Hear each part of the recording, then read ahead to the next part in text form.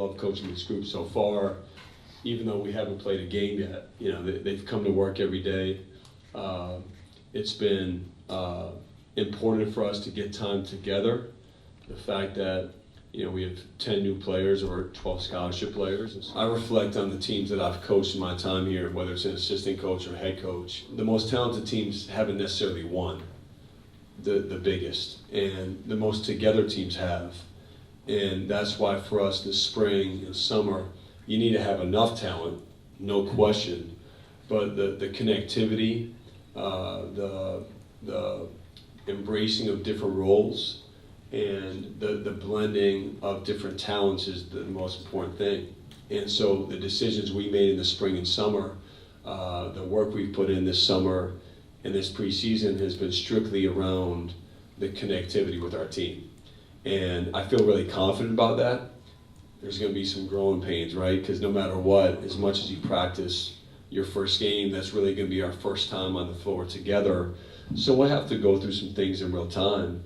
But I like the upside of this group to really embrace what it means to play together at the level that you need and to have the competitive makeup to be in some tough moments and to come out and win because of your competitiveness. I think the best way you can grow together is doing hard things together. And so hopefully they would say our practices haven't been enjoyable. It's enjoyable competing, but not enjoyable in terms of it being easy. They've been really tough practices, and we've had a lot of growth. But there's been a lot of energy in the gym. And the freshmen bringing in transfers. Cooper's a high energy guy. Khaman's always smiling and talking. And then, our transfers, Mason, Sion, have been very talkative. Can't say the same about Malik. He's quiet, but he brings it as well in practice. So the intensity of a practice this year has been different.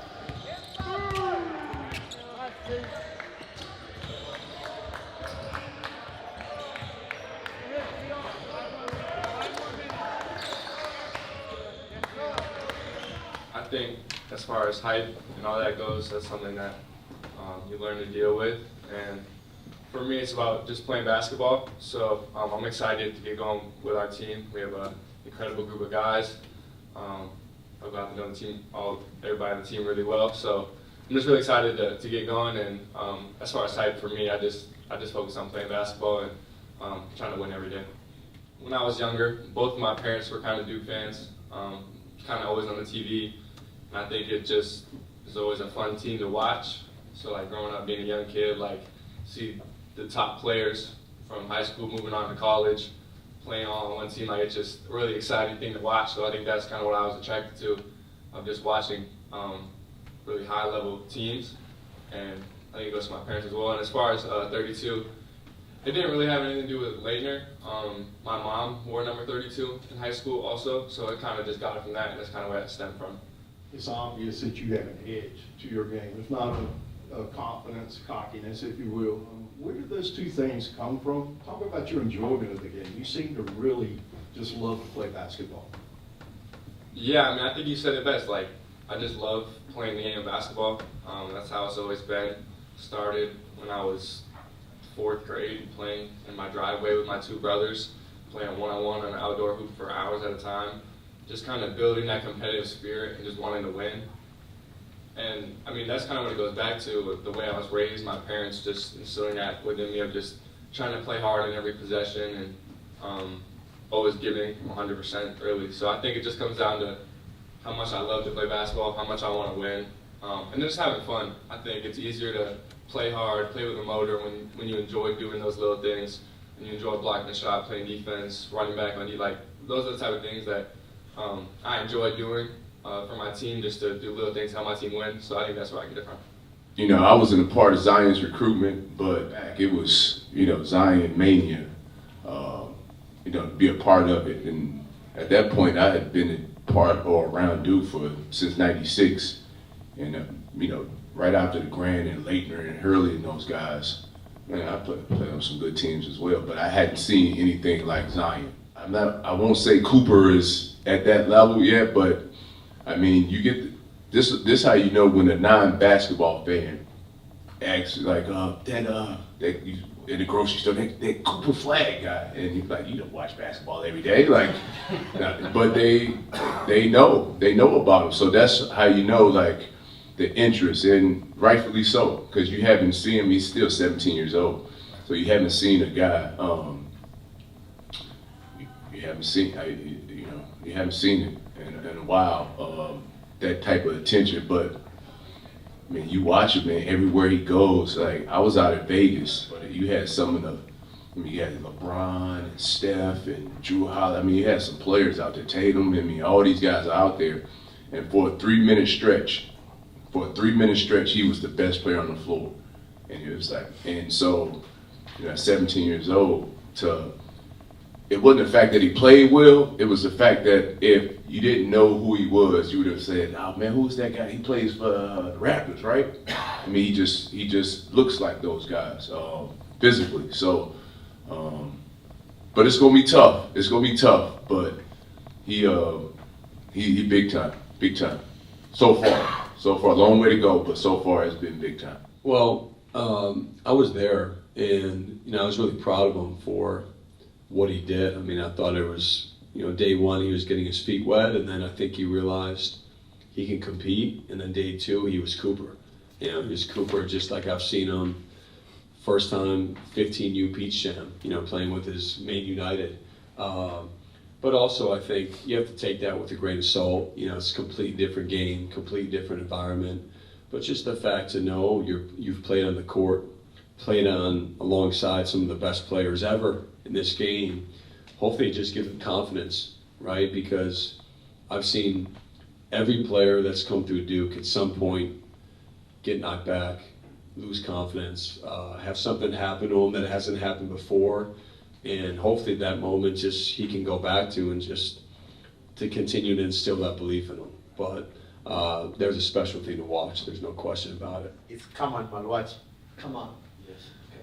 I grew up not knowing anything about basketball, but when I started playing basketball, I saw highlights with Zion Williamson and him going to Duke. So that's how I knew about Duke and known about Duke since then. Because, like, back in my place, like when I try to explain to my little cousins that I'm at Duke, they don't get it. But when I tell them that I'm at Zion Williamson, it's cool, they get it.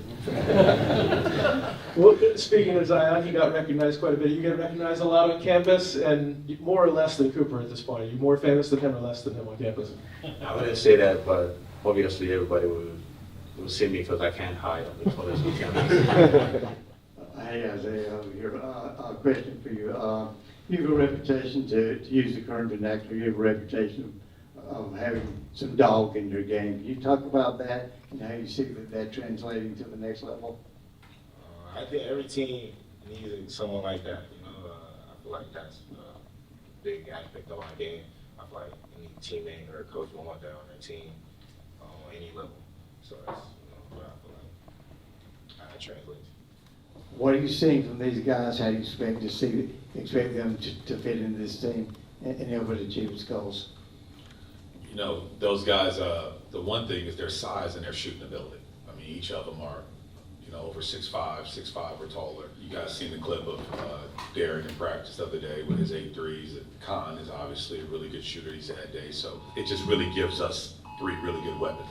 A lot of different seasons, different hypes, different hype, different expectations. And, with Cooper, there's the most I don't know if we've ever had a 17-year-old with as much attention, around him. And a lot of it rightfully so, like the high school career he's had and what he's done.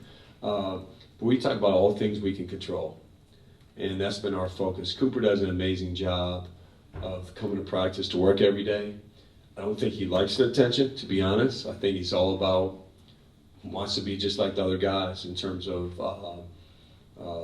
not caring about the attention, wanting to win, wanting to compete. And he's done a great job of setting the tone for that. The first thing for me, I've known it just watching him, obviously we've recruited him for a long period of time and watching him in high school, but just his competitiveness all the time.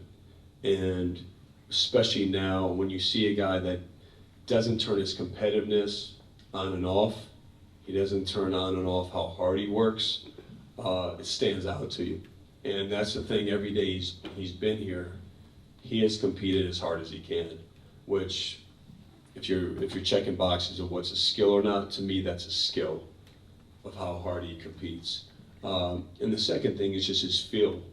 You know, he prides himself on knowing the game. He prides himself on picking things up right away.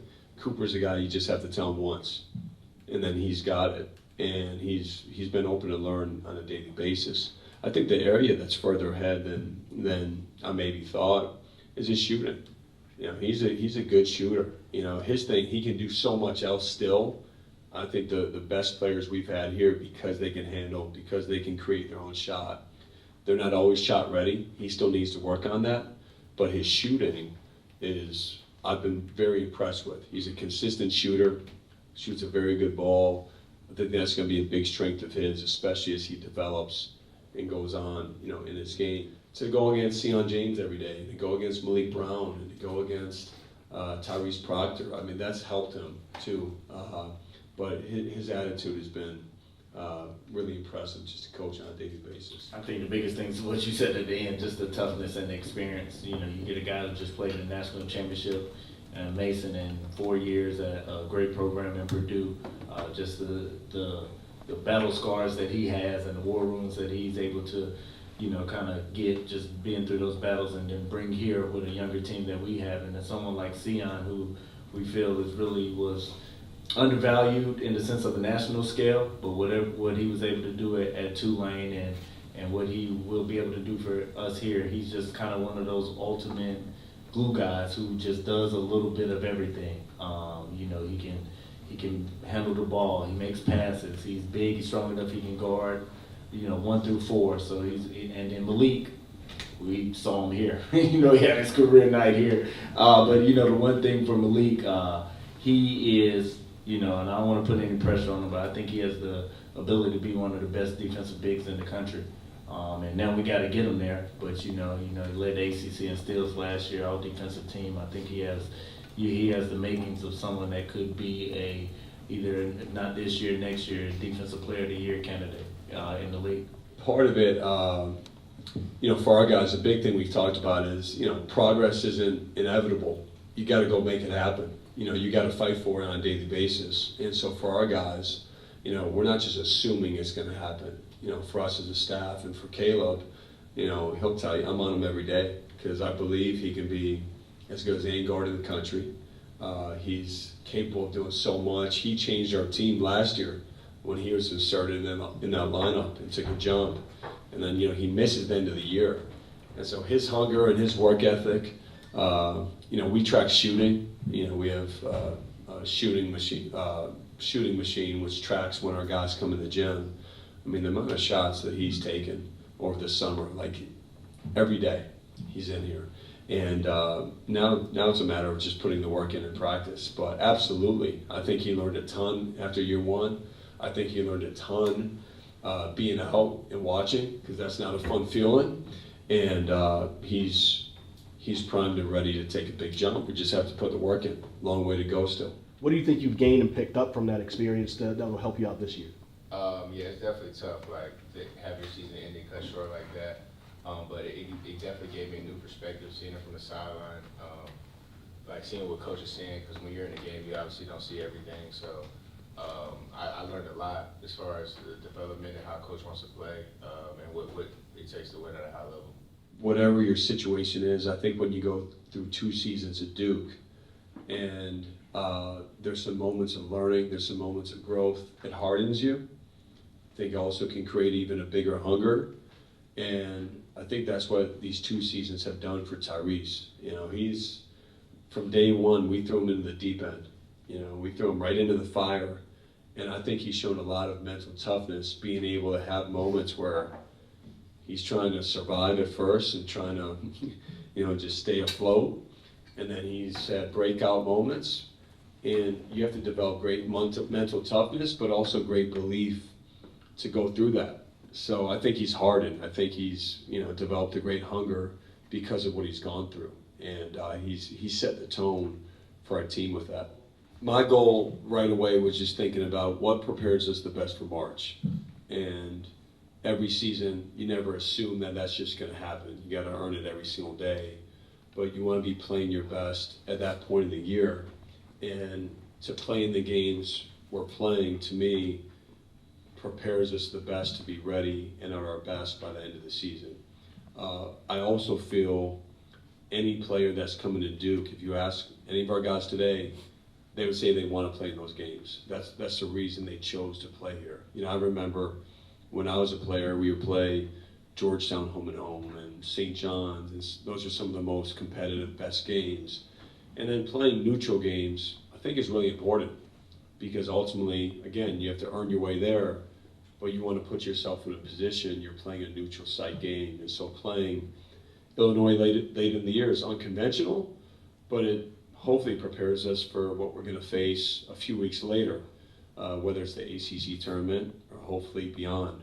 So again, I can't speak to exactly what our future schedule holds, but we're looking at every opportunity. I think for us, we'll always try to do things in a unique way, schedule competitively, but also schedule different where we can put our guys in different environments, and we're going to learn from it. And that's that to me is by far the most important thing. And I want to win. You know, it's not just to get the experience. Let's go there to win it. And so again, we have a stretch. We have a tough stretch. We have a lot of tough stretches, but we're going to learn a lot about our team throughout that time.